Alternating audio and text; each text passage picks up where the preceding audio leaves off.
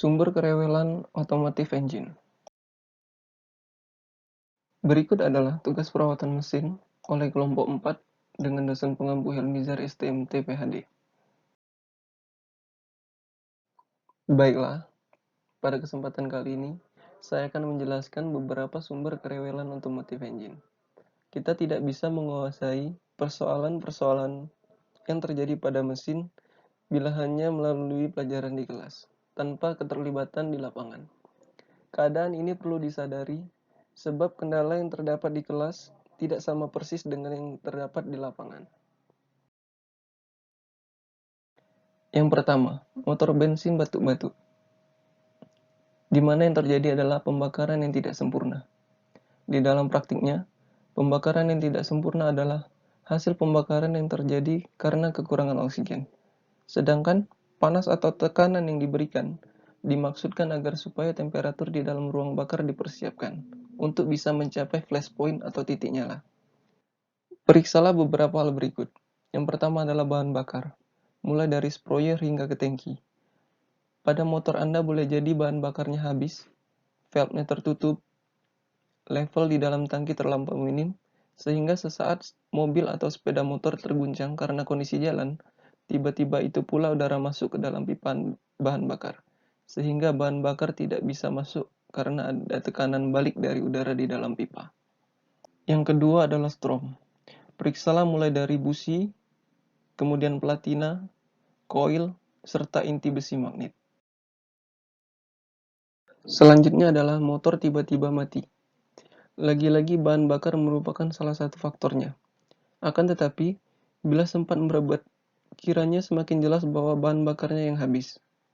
Dan bila tidak sempat merebet, maka bisa jadi itu lantaran businya memang tiba-tiba mati. Atau boleh jadi karena jarum pengapungnya udah haus.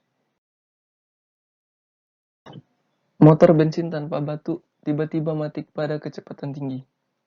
Kondisi ini bisa didasari oleh koil dan inti besi yang tidak bisa membangkitkan tenaga listrik.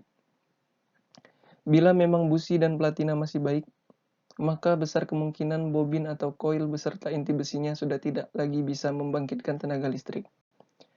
Atau boleh jadi karena sistem sirkulasi udara pendinginan untuk bobin atau generator yang kurang baik. Selanjutnya noise, disebabkan oleh getaran. Biasanya terjadi pada crankcase atau gearbox dan exhaust valve. Noise pada crankcase atau gearbox terjadi semakin besar intensitasnya bila fluida peredamnya semakin encer. Untuk mengantisipasi hal itu, kita bisa meningkatkan efisiensi mesin dengan cara mengganti secara kontinu dan mendinginkan sistem lubrikasi. Selanjutnya noise pada exhaust valve. Getaran yang terjadi pada exhaust valve itu semakin besar bila besar beban bertambah, tidak adanya sekat-sekat penghalang suara bakar, tipisnya ban knalpot, pendeknya bagian ekor pada knalpot, serta desain bentuk dari knalpot tersebut. Engine overheating, di mana panas yang dihasilkan oleh mesin tidak dapat diimbangi oleh sistem pendinginan. Hal ini dapat terjadi jika tersumbatnya pipa-pipa dan saluran pendinginan oleh kerak, terhambatnya aliran udara yang dihisap oleh fan pada permukaan radiator oleh debu atau kotoran, bocornya pipa-pipa kecil di arah lamel-lamel radiator, berubahnya desain serta pemasangan fan pendinginan, dan dapat juga dikarenakan menurunnya kapasitas pendinginan yang disebabkan performansi engine yang tidak bisa terimbangi oleh performansi pompa persirkulasian airnya, serta dapat juga dikarenakan oleh kendornya fan belt. Ledakan dan api pada exhaust.